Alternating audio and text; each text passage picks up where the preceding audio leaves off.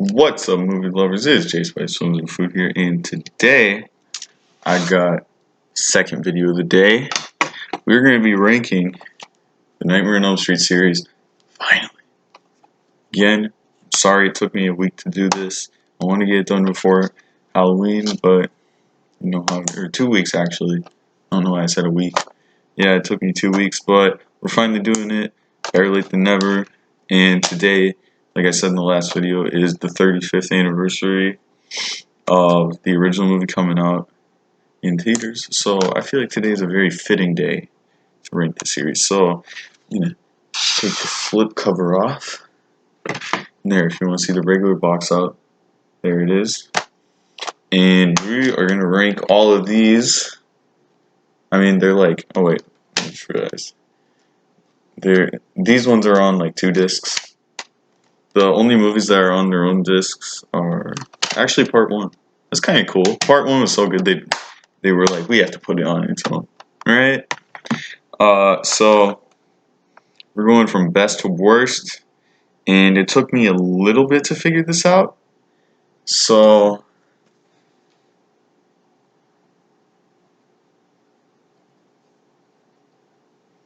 I am going to go to my IMDb profile just so I can look through my reviews, and I got to figure out.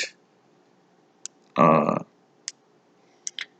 just got to remember all my thoughts because, like, I know the order I have them in, but I'm gonna go on to my IMDb profile just so I can have the reviews out, so I can hit all the same basic points.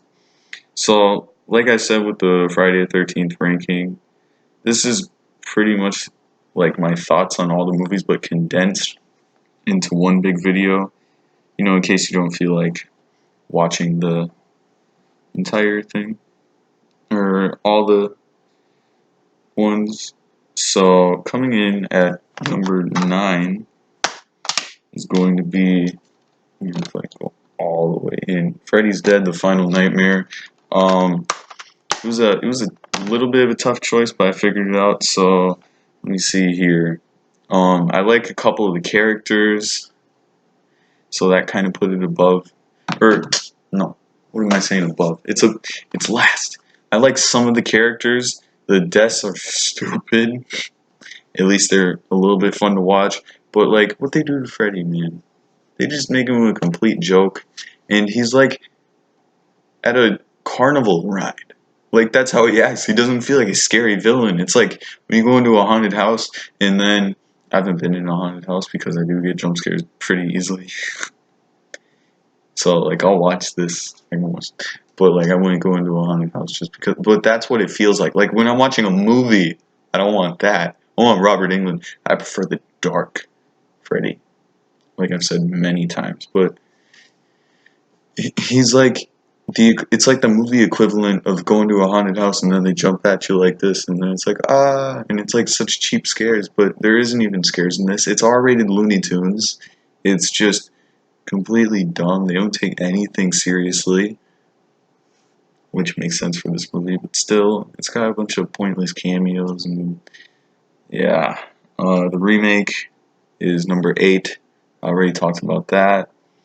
It's just very lifeless, and I don't care about any of the characters. Jackie Earle Haley gives a good performance. I think he was a good choice to replace Robert Englund as Freddy, but the way he's written and how they like try to cram in quotes from the original movies, and it just doesn't fit. It just feels forced, and the fact that they made him a pedophile, so it's weird because the movie is like very soulless and like boring, but at the same time you're grossed out. Number 7 is going to be Part 5, The Dream Child. I gotta pull up the view because I barely remember this movie. Which, that's the thing, I could have put Part 5 in the remake below Freddy's Dead because Freddy's Dead is more memorable, but these ones, they treat him slightly more seriously. But yeah, I like the gothic tone in it. Freddy is just stupid in it. Some of the dream sequences are alright. There's like one good kill. and the effects are really good. But it's super boring, and all of Freddy's one-liners aren't really good at all. And yeah, I guess that's it. So number 6 is gonna be part 4, The Dream Master. This is the one that's like, this is where I start to really like the movies. I think I almost said Dream Warriors. Dream Master is really fun. The kills are over the top and they're stupid, but I actually like them. And Robert Englund's performance in this is really good. This is the last movie where I like Freddy, and this is the only one where I like him being like really comedic, because it's fun here. You know, it's not boring and it's not too over the top. It's pretty simple. And yeah, they like killed off the main characters in the previous movie in the beginning, which yeah, it's not very good. But yeah, it's like the effects are amazing. I like the ending. It's very 80s and distinct with like the soundtrack and stuff. I like that.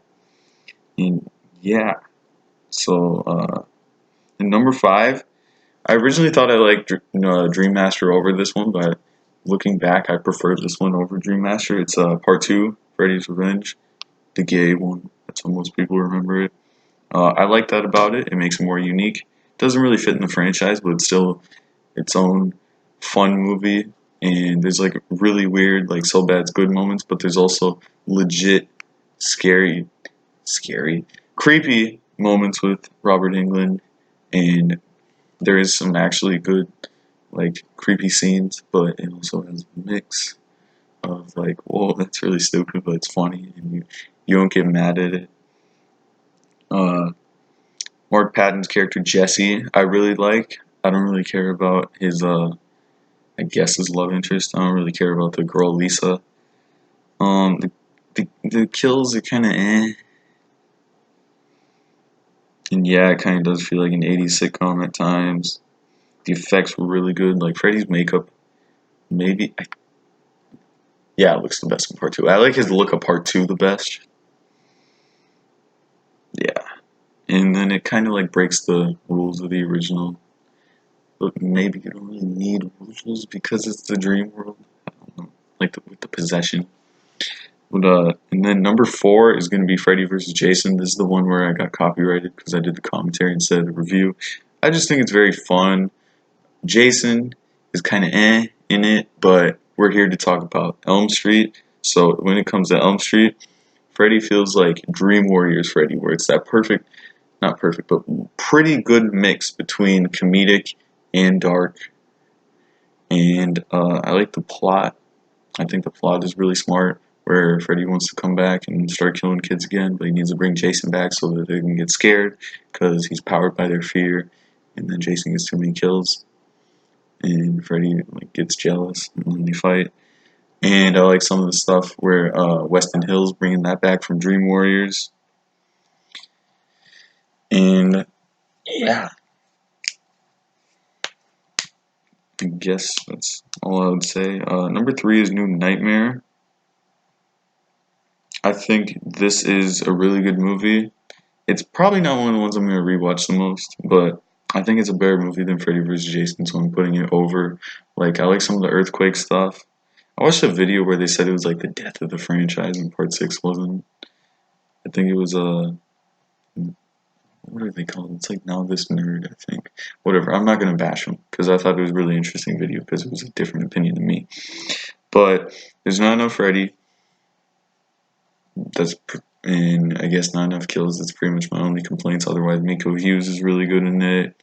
Heather Langenkamp is really good in it. Just the performances in general. The super meta concept of the cast getting killed by Freddy, or not really getting killed, but like Heather uh, having dreams about him in real life, and how it's just like a demon that's possessing or is like taking up the form of Freddy because the demon like becomes whatever people are most scared of at the time. I think that's what it was.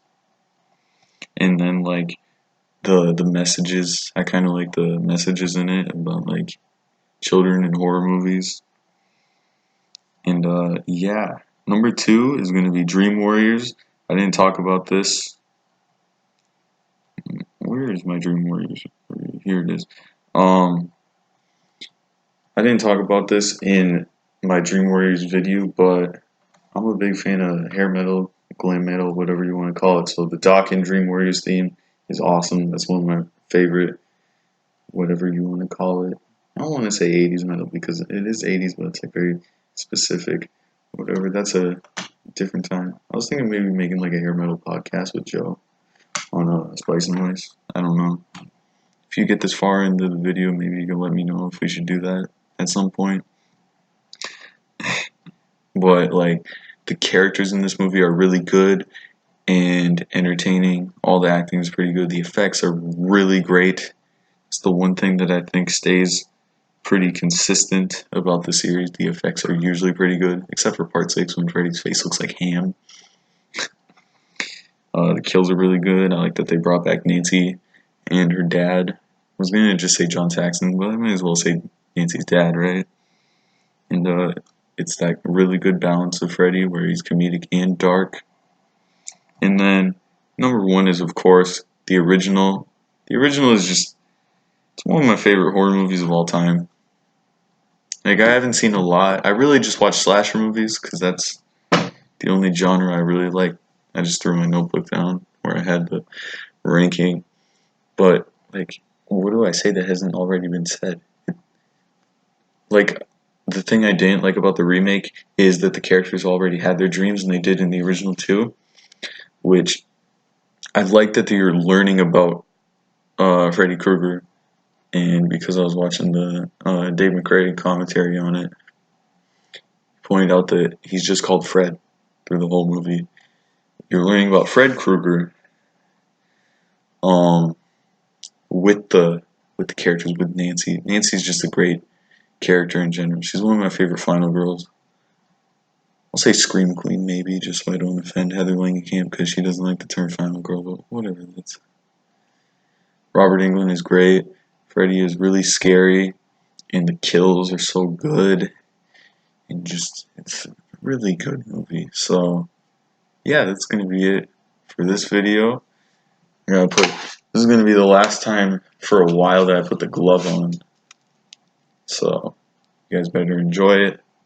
But for now, this is J Spice Films and Food. I'm saying bye. Bye.